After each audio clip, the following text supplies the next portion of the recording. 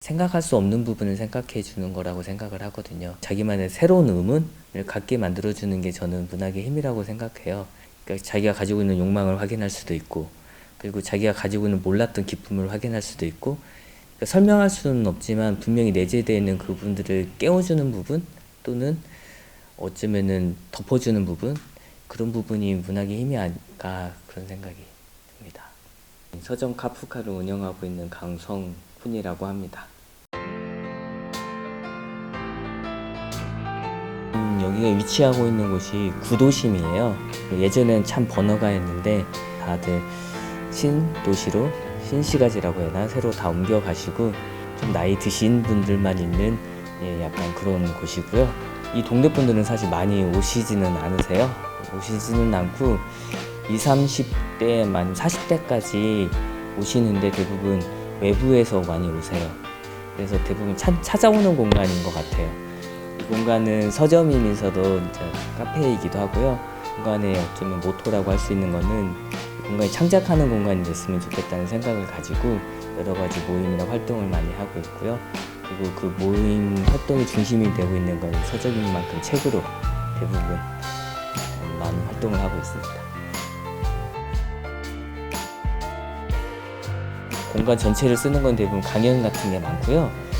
강연 같은 경우는 뭐 작가 초청이나 흔히 많이 하는 책방에서 하는 그런 프로그램들이 있고, 그리고 아까 처음에 얘기했던 것처럼 제가 창작하는 공간이라고 했잖아요. 그래서 소설 쓰기 모임이나 단편 소설 쓰기 모임, 아까 말한 것처럼, 아니면 시 쓰기 모임도 있었고요. 근데 지금 수필 쓰기 모임이 진행이 되고 있고요. 그리고 창작하는 공간이면서 또 공부하는 공간이기도 해요. 그래서 서양 철학사 읽기 모임, 그 다음에 보르헤스 읽기 모임, 그 다음에 고병원 선생님이 계속 시리즈로 내고 계시는 자본 읽기 모임, 소리내어 시 읽기 모임도 있고 그래요.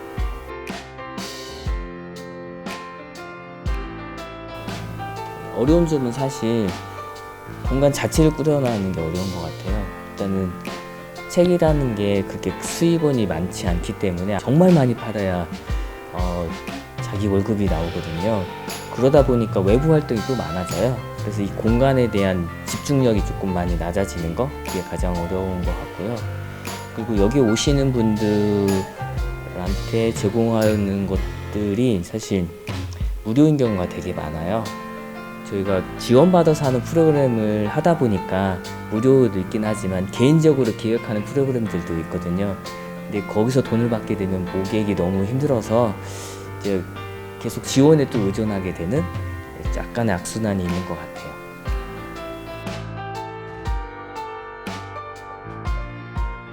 사실 자기 글을 뭘 좋아하는 사실은 대부분 모르세요. 그러다 보니까 처음부터 전문 작가가 되고 싶어 하는 욕구는 있을 수도 있긴 하지만 그 전달기가 사실 필요하다는 생각이 들거든요. 그래서 자기가 어떤 글을 읽었을 때 어떤 부분이 좋고, 또 그리고 자기 그 중에서 자기가 또 잘할 수 있는 재능을 발견하고, 그러니까 어쩌면은 전문 작가가 되고 싶은 욕구를 가지기 전에 글에 대한 욕구가 먼저 필요하다는 생각이 들고, 그게 아마 일상의 작가가 매칭이 잘 되는 프로그램이라는 생각이 들었어요. 처음처럼 지금 앞으로도 계속 창작하는 공간이 됐으면 좋겠고, 이 공간에 와서 어떤 프로그램을 듣든 창작 욕구가 조금 생겼으면 좋겠고, 일상의 작가도 끝나고 나서 그분이 창작 욕구가 생겨서 저희 프로그램, 다른 프로그램에 와서 또 작품을 만드는 그런 계기가 됐으면 좋겠고, 그래. 그래서 이 공간을 계속 운영하는데 저는 가장 큰 도움이 된다고 하면, 뭐 유명 작가를 모신다거나 그런 것보다는 그 소모임을 통해서 계속 이 공간에 대한 애정을 같이 갖는 그런 분들을 가장 많이 모집하는 게 가장 좋지 않을까.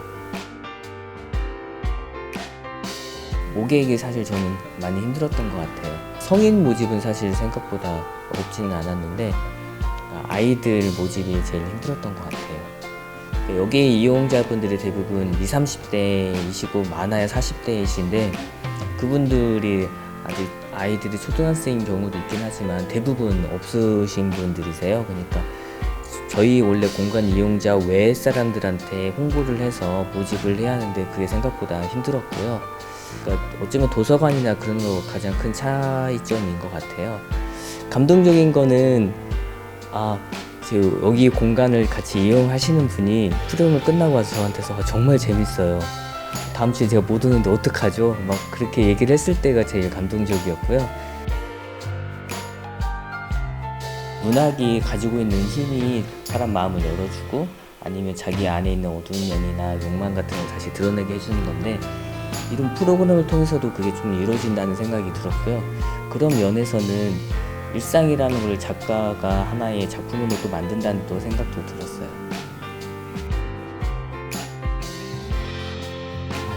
일단은 지속 가능한 프로그램이 계속 있었으면 좋겠어요. 저만 해도 이제 글쓰기의 수업이 끝나게 되면 그분들이 계속 하고 싶으시다면 그냥 모여서 하거든요. 공간이나 그런 대여비 같은 경우는 그 오시는 분들이 작가이나 그걸로 다시 대응이 또 될 수도 있잖아요. 근데 작가님은 사실 하고 싶으면 거의 자기 시간을 내서 하는 거니까 프로그램 할 때처럼 많은 금액은 아니지만 거기에 대한 거를 약간 돈을 주면 지속 가능한 계속 프로그램이 되지 않을까. 조언을 해준다고 하면 그 공간에 꼭 가보시기를 원하고, 그 주인분과 꼭 소통을 해서 공간 이용에 관한 것만 한번 진지하게 토론을 해보기를 정말 권하고 싶어요.